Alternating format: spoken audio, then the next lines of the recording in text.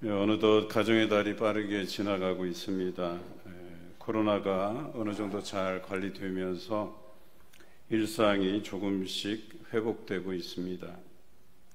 또 가족과 함께 나들이 하는 가정도 많이 늘어났습니다. 여느 때보다 행복한 일상 같아 보입니다. 하지만 여전히 우리 주변에는 아파하는 가정들이 있습니다. 특히 오늘 또 장례식이 있어서 더욱 우리의 마음을 안타깝게 합니다. 그러나 사람은 누구나 다 죽습니다. 똑같이 태어나지만 죽음은 같지가 않습니다. 어떤 사람은 후회 없이 그렇게 인생을 아름답게 마무리하는가 하면, 어떤 사람은 내가 왜 이렇게 죽어야 하는가에 대한 그런 후회를 하는 사람들도 있습니다. 그러나 후회한들 우리는 시간을 되돌릴 수는 없습니다. 그래서 삶에 후회가 없기 위해서 우리는 잘 결단해야 합니다. 오늘 성경에 순교자 스데반의 이야기가 나옵니다. 그의 죽음은 예사롭지 않았습니다. 과연 그의 죽음에는 어떤 의미가 담겨 있을까요? 성경은 그들이 스데반을 죽였다라고 기록하고 있습니다. 그들이 스데반을 죽이지 않을 수도 있었을까 하는 생각이 듭니다. 그가 순교당하지 않았다고 한다면 우리에게 또 다른 어떤 변화가 있었을까 하는 생각도 듭니다. 오늘 본문을 대하면서 우리는 스데반이 왜 죽었는가에 대해서 한번 알아보고자 합니다. 오늘 본문에서 스데반을 죽인 사람을 이렇게 언급하고 있습니다. 율법을 믿고 따르는 사람이라 자부하는 사람들이라고 기록하고 있지요. 종교 지도자들이었습니다. 그러니까 하나님을 믿는다고, 또 하나님의 그 주신 율법을 잘 지킨다고 하는 이들이었습니다. 그들은 하나님께서 보내신 선지자들을 박해하는 그런 사람들의 후손들이었습니다. 또 하나님께서 보내신 사람을 잡아 죽이는 그런 무서운 범죄를 저지른 사람들이었습니다. 특히 그들이 잡아 죽인 사람 중에서는 이 땅에 메시아로 오신 예수 그리스도도 있었습니다. 그런데 그들은 이 사실을 숨기고 감추려고 합니다. 드러내는 것을 좋아하지 않습니다. 그런데 스데반이 이 예민한 사실을 꺼내어서 하나님의 심판이 그들에게 임할 것이라고 선언하고 있습니다. 그들에게 경고의 말씀으로 말한 것입니다. 이런 예민한 문제를 꺼냈기 때문에 그들은 그 스데반의 그 언사를 용납할 수가 없었고 결국에 스데반을 돌로 쳐 죽일 수밖에 없었습니다. 이쯤에서 드는 질문이, 왜 스데반은 그들과 타협하지 않았을까 하는 생각이었습니다. 순교하기보다는 또 다른 좋은 방법이 없지 않았을까 하는 생각도 들었습니다. 그런데요, 스데반이 왜 그들과 타협하지 않았을까라고 하는 이 질문은 오늘날 우리 크리스찬들이 자주 듣는 말 중에 하나입니다.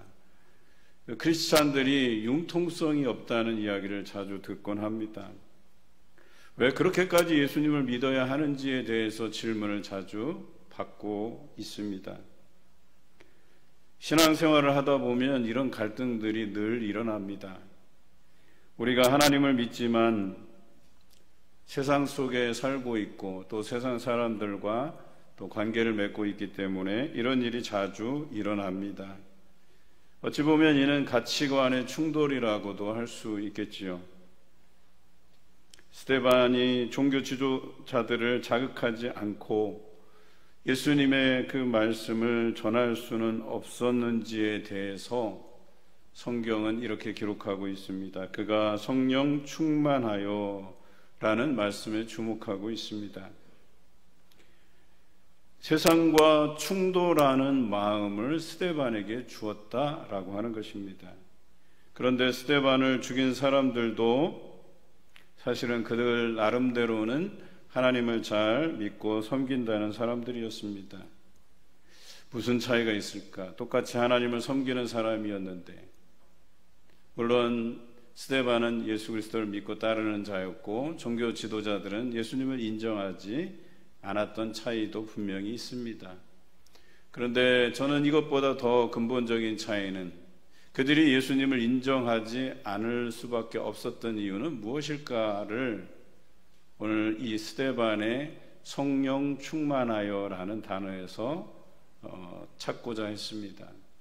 스데반은 성령 충만하였기 때문에 예수 그리스도를 알았고 따랐고 또 믿었고, 그래서 성령 충만하여서 그들의 예민한 문제를 담대하게 선포할 수 있었던 것이죠. 그런데 종교 지도자들은 성령 충만하지 않았기 때문에 하나님을 믿는다고 하고서도 하나님께서 보내신 독생자, 또 우리의 메시아 구원자 되신 예수님을 알아보지 못했던 것입니다. 그리고 그를 두둔하고 지지하는 스데반을 용납할 수가 없었던 것입니다.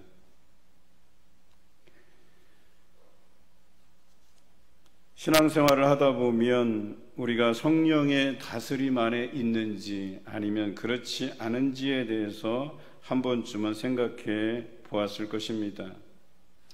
어떤 사람은 성령의 다스림 안에서 하나님의 뜻을 실천하고자 하는 사람이 있고, 성령의 다스림과는 무관하게 자기의 소신대로만 살아가는 사람이 있습니다.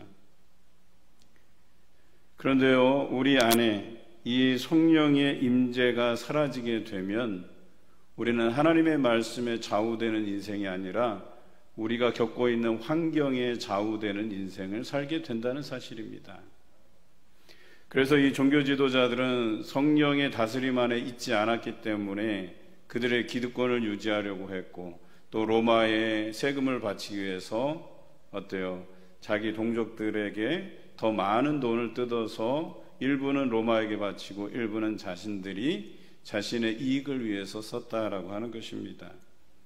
그러다 보니까 예수 그리스도께서 오셔서 이 놀라운 종교 카르텔, 이 폭력적인 조직, 이 구조를 깨뜨리게 하는 그 행위가 그들에게는 용납할 수 없는 것이 되었던 것이죠. 그래서 예수 그리스도를 죽였던 것이고, 예수 그리스도를 따르는 사람들을 잡아 가두거나 죽일 수밖에 없었던 것입니다. 이것이 하나님을 믿는데도 성령 충만한 것과 성령 충만하지 않은 것의 차이라고 말씀드리는 것입니다. 성경에는 스데반이 성령 충만한 증거로서 또 한 행위를 표현하고 있습니다. 그것은 하늘을 우러러 주목하여 보았다라는 기록입니다. 여기서 사용된 단어 look up이라는 이 단어, 매우 중요한 단어인데요. 그런데 그 뒤에 문장에 보면 하늘을 우러러 주목하여 보았을 때 하나님의 영광과 예수께서 하나님 우편에 서신 것을 보았다라고 되어 있어요. 앞에서 우러러 보았다, 뒤에서는 보았다. 똑같이 보았다라고 하는 단어인데요, 앞에서는 look up이라는 단어를 썼고 뒤에는 see라는 단어를 썼어요. 이 차이가 뭐냐면 둘 다 똑같이 본다라는 개념이지만 차이는 전자는 눈을 든다는 의미가 있습니다. 그리고 후자는 자연스럽게 보이는 것이라고 할 수 있겠습니다. 해석하면 우리가 의지적으로 눈을 들어서 하나님을 바라보면 자연스럽게 하나님의 역사를 보게 된다, 이런 뜻이에요. 그런데 우리가 의지적으로 하나님을 향해서 바라보지 않으면 하나님의 역사도 자연스럽게 우리에게 보이지 않을 수 있다는 얘기예요. 그래서 이 종교 지도자들은 의지적으로 하나님을 바라보려고 하는 그 노력이 없었다는 거예요, 사실. 그런데 이 노력도 사실은 인간의 의지적 노력이라기보다는 성령께서 주시는 마음이거든요. 그래야 우리가 그 성령의 도우심을 얻어서 우리가 의지적으로라도 하나님을 볼 수 있게 되는 것인데, 이들 안에 성령의 충만함이 없었기 때문에 의지적으로 바라볼 수도 없었고, 심지어는 자연스럽게 하나님의 역사도 그들 앞에는 나타나지 않았다라고 하는 것이죠. 스데반은 하나님을 바라보았습니다. 성령 충만하여서 의지적으로 하나님을 바라보았고, 자연스럽게 하나님의 영광, 그 보좌 우편에 예수님께서 서신 것을 그가 보았다라고 하는 것입니다. 그래서 거기에서 명확히 하나님의 뜻을 알 수 있었고, 스데반은 담대하게 말씀을 선포할 수 있었던 것입니다. 세상과 타협하지 않고 하나님을 바라볼 수 있었던 것입니다. 여러분, 이 말씀을 우리가 묵상하면서 나는 과연 세상과 타협하지 않고 하나님만 바라볼 수 있는가, 이런 질문을 여러분 스스로에게 한번 해보시기를 바랍니다. 스데반처럼 자신이 죽을 수도 있지만 성령 충만하여 하나님을 바라보며 하나님의 뜻하신 바를 이루어 드리는 귀한 성도가 되어 가시길 주님의 이름으로 기원합니다. 보통 예수님을 반대하는 그런 부류들은 어떤 사람일까 하는 궁금함이 있습니다. 보통은 우리가 생각하기에 예수님을 반대하고 거스르는 사람들은 예수 믿지 않는 사람들이라고 하는 선입견이 우리 안에 있어요. 물론 그러합니다. 그들이 크리스찬들에 대해서 잘 이해 못하는 구석이 있어요. 그러나 오늘 본문에서는 예수님을 반대하고 그를 따르는 제자들을 잡아 죽이거나 또는 가두는 일에 앞장섰던 이들이 누구였냐면 하나님의 율법을 지킨다고 자부하는 사람들이었습니다. 그렇다면 하나님께서 보내신 메시아이신 예수님을 누구보다도 더 그들이 잘 알아야만 했었어요. 그런데 알지 못했다는 사실이죠. 정작 예수님을 반대하다가 안 되니까 예수님을 죽음으로 몰고 갔던 사람들이었습니다. 심지어 그를 따르던 스데반도 이제는 죽인 그런 자들이었습니다. 그들이 바로 성령의 다스림 가운데 있지 않았기 때문에 이런 일을 자행했던 것이죠. 영적인 분별력이 그들에게 없었던 것입니다. 결국 스데반의 그 옳은 소리에 그들이 회개하기는커녕 큰 소리를 지르며 또 귀를 막고 일제히 돌을 들고 스데반에게 득달같이 달려들었던 것이죠. 여러분, 참 무서운 광경입니다. 하나님을 믿고 섬기는 사람들이었었어요. 그런데 어느 한쪽은 성령 충만하여서 예수 그리스도의 제자가 되고, 어느 한쪽은 성령 충만함이 없어서 그리스도를 알지 못하여 못 박아 죽이고, 또한 그의 제자 역시도 돌로 쳐 죽이기까지 하였다는 사실이죠. 그들의 죄를 깨닫기는커녕 오히려 그 죄를 숨기려고 그 치부를 드러내는 사람들을 과감히 죽여버릴 수 있는 이들의 완악함을 우리가 발견하게 됩니다. 여러분, 교회도 마찬가지입니다. 예수님의 뜻에 반대하고 자기 뜻이 관철되지 않으면 득달같이 달려드는 이들이 믿는 자들이라는 사람입니다. 예수님의 뜻대로 살려는 스데반을 죽인 것처럼 교회 안에서 예수님처럼 살려는 것이 박해받는 이유가 되고, 심지어 순교의 자리까지 나가야 하는 것이 바람직한 일인지 참 아이러니한 문제이기도 합니다. 얼마 전에 제가 사역했던 교회의 소식을 듣게 되었는데, 사실 어디서부터 잘못되었는가, 누구의 잘못인가 할 만한 부분이 잘 없는 것 같아요. 어쩌다 보니까 목사와 성도들 간의 거리가 멀어졌어요. 그런데 현수막을 내걸고 성도를 지옥으로 인도하는 목사는 나가라고 그렇게 문구에 적어놓고 현수막을 그 예배드리러 들어오는 성도들 앞에서 들고 서 있는 모습들을 보고 나서 얼마나 안타까운지 여러분 잊지 마시기 바랍니다.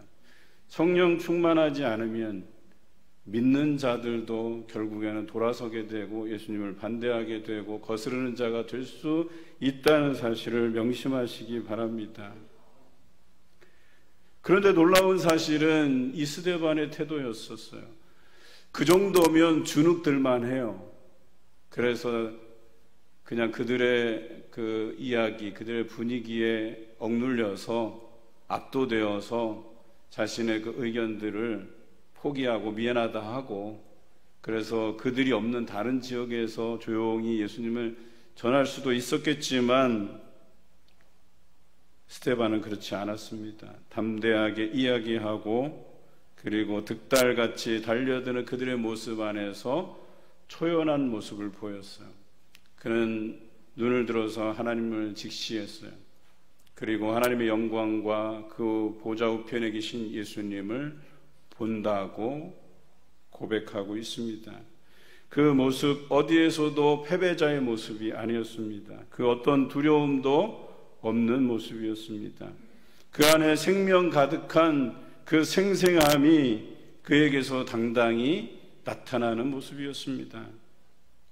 여러분, 그 성령의 충만함을 따른 그 순종의 결과물이 바로 그 의연하고 당당한 스데반의 모습이었다는 거예요. 그가 죽음을 앞둔 그 순간에서도 하나님의 말씀을 결코 포기하지 않고 그들에게 담대히 전할 수 있었다라고 하는 것이죠.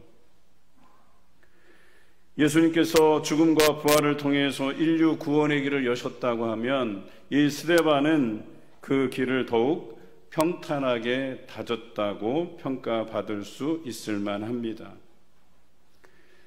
바울 서신과 공동 서신을 연구하다 보면 그들이 외부적으로 로마의 핍박을 받고 그리고 믿지 않는 유대인들, 자기 동족들에게도 핍박을 받습니다. 그런데요, 내부적으로도 그들이 핍박을 받아요. 내부적으로는 어떤 핍박이 있었느냐? 믿는 부류들, 즉 예수 그리스도를 믿는 부류들 중에서 이방인들, 크리스찬들에게 너희도 율법과 할례를 지켜야 된다는 잘못된 가르침의 도전을 받게 됩니다. 심지어 헬라의 철학에서 시작된 영지주의 이단의 도전을 받기도 합니다. 여러분, 재밌는 것은 믿는 자들이나 믿지 않는 자들이 모두 그들의 적으로 등장하고 있다는 사실입니다. 믿지 않는 자들은 성령 충만함이 없다는 거 당연한 거예요. 왜요? 우리가 예수 그리스도를 믿고 죄사함의 세례를 받으면 성령을 선물로 받는다고 성경은 기록하고 있잖아요. 그러니까 믿지 않는 사람들은 성령이 없는 게 맞아요. 그런데 믿는 자들이라고 자부하는 사람들에게 성령 충만함이 없다 보니까 교회 내에서 문제를 일으키고 있다는 사실을 우리가 간과해서는 안 된다라고 하는 것입니다. 여러분, 믿는 자로서 성령 충만한 성도가 되어 가시길 바랍니다. 그래서 교회에서 문제를 일으키는 사람이 아니라 그 문제의 화해의 그 지점을 모색하고 또 교회의 발전을 위해서, 부흥을 위해서 애쓰고 수고하는, 그래서 예수님께서 우리에게 명하신 땅끝까지 이르러 내 증인이 되라 하신 이 사명을 잘 감당하시는 여러분 되시길 주님의 이름으로 기원합니다. 스데반의 순교 사건이 일어나지 않았더라면 어떤 일이 있었을까요? 성령께서 스데반이 그 상황을 모면하게 해 주실 수 있지 않았을까? 또 돌에 맞아도 죽지 않도록 보호하시는 것이 하나님께는 어려운 일은 아니지 않을까? 스데반의 순교를 바라보는 시각이 이런 시각들도 있을 거예요. 하지만 우리는 이 순교에 대한 시각을 바꾸어야 됩니다. 그가 죽은 것은 성령께서 역사하시지 않았기 때문이 아닙니다. 오늘 성령께서 스데반을 순교의 자리로 이끌어 가신 것입니다. 스데반의 순교가 우리에게 시사하는 가장 중요한 사실은 하나님의 역사가 우리가 원하거나 기대하는 방식으로 이루어지지 않을 수도 있다는 것입니다. 물론 우리가 간절히 기도하고 그 기도가 하나님의 뜻에 부합돼서 그 기도대로 응답해 주시는 경우도 있겠지만, 우리가 뜻하거나 원하는 또 기대하는 방식이 아닌 다른 방식으로, 하나님만의 방식으로 이끌어 가시기도 한다는 사실이죠. 당시 초대교회에는 성령의 역사가 아주 강렬했던 시대였습니다. 그러니 당연히 스데반이 돌에 맞아도 죽지 않는 그런 기적과 같은 일들을 기대했을 것입니다. 마가의 다락방에서 성령의 임재가 일어나고 교회 공동체가 만들어지고 또 예수님의 제자됨을 실천하는 사람의 수가 많아졌기 때문에 사도들이 도저히 그들이 그 일들을 다 감당할 수가 없어서 복음 전하는 일에 전념하기 위해서 7 집사를 세웠습니다. 그리고 교회가 탄탄대로를 걸을 줄 알았어요. 그런데 7 집사 중 한 사람이었던 스데반이 돌에 맞아 죽는 일이 발생한 것입니다. 여러분, 어찌 보면 공동체가 이 사실을 받아들이기가 참 어렵지 않았을까 하는 생각이 듭니다. 그들 나름대로의 부흥의 공식들이 있었을 거예요. 이렇게 하면 교회가 부흥하고 성장하고 예수 그리스도의 그 죽음과 부활을 많은 사람들이 믿게 할 수 있겠노라고 할 수 있는 여러 가지 방법론적인 것들이 있었을 거예요. 그런데 하나님께서는 그렇게 하시지 않았습니다. 심지어 그곳에 젊은 사람 하나가 있었는데 바로 사울이라는 청년이었었어요. 후에는 사도가 되는 바울이라는 사람이죠. 그런데 이때만 해도 이 청년 사울이 그 스데반의 죽음을 당연히 여겼다라고 기록하고 있어요. 여러분, 이 엄청난 충격적인 사실 앞에 스데반 본인은 어떻게 생각했느냐가 중요하지 않겠습니까? 다른 사람들은 그것을 좀 더 다른 방식으로 스데반이 살 수 있는 다른 효과적이고 좀 우리가 좋아하는 방식으로 하나님께서 응답해 주셨으면 좋았을 텐데 라고 생각할 수도 있겠지만, 더 중요한 것은 스데반의 생각이에요. 오늘 성경에서 스데반은 어떠했는가라고 하는 것입니다. 동료들은 그 죽음과 희생을 보고 애통해 했을 거예요. 그런데 정작 이 사명자인 스데반은 하나님을 우러러 보고 자기가 하나님의 영광과 그 하나님의 우편에 서 있는 예수 그리스도를 보노라라고 이야기하고 있습니다. 심지어는 돌을 던지는 그들 앞에서 하나님, 내 영혼을 받아달라고, 기꺼이 죽겠다고, 그리고 돌을 던지는 그들을 용서해 달라고 그의 마지막 유언을 남기게 되죠.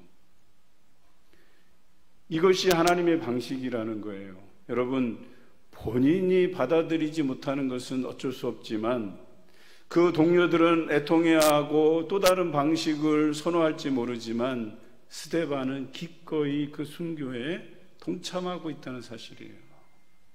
그가 그 죽음을 아름답게 받아들이고 있다는 거예요. 심지어는 자신을 증오해서 돌을 던지는 그들에게 예수님처럼 내 영을 부탁한다고, 그리고 저들의 죄를 용서해 달라고 기도하는 예수 닮음을 실천하는 이 스데반을 우리가 묵상하는 것입니다. 그런데요, 이 스데반의 그 죽음은 단순한 죽음이 아니었습니다. 앞으로 그의 동료들도 스데반처럼 기꺼이 순교하는 자리에 스데반처럼 자신들도 그 하나님의 뜻에 순종하는 역사, 그 열매들을 가져오게 돼요. 수많은 사람이 죽게 돼요. 로마의 대화재 사건으로 1세대 사도들이 거의 다 죽음을 맞습니다. 사도 요한을 제외하고는 거의 다 죽게 됩니다. 심지어 베드로는 십자가에 거꾸로 매달려 죽기까지 합니다. 이런 일들이 어떻게 생겨난 것일까? 바로 이 스데반의 이 밀알같이 썩어짐에 있었다라고 하는 거예요. 그리고 예수 닮음에 대한 그의 행동에 있었다라고 하는 것입니다. 그런데 또한 반전이 일어납니다.